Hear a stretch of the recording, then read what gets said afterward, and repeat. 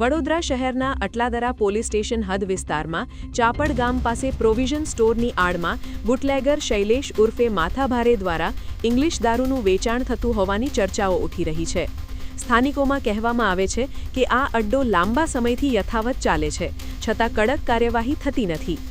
એક તરફ રાજ્યમાં દારૂબંધીનો કાયદો અમલમાં છે, તો બીજી તરફ આવા ખુલ્લેઆમ ચાલતા ધંધાઓને કારણે પોલીસની કામગીરી પર સવાલો ઊભા થઈ રહ્યા છે।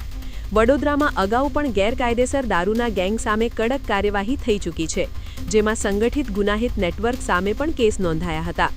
તાજેતરમાં પોલીસ દ્વારા હાઈટેક દારૂ સપ્લાય રેકેટ પણ પકડાયો હતો, જેમાં છુપાયેલા ખાના બનાવી દારૂ લાવવામાં આવતો હતો, જે બતાવે છે કે આ ધંધો કેટલો વ્યાપક બની ગયો છે।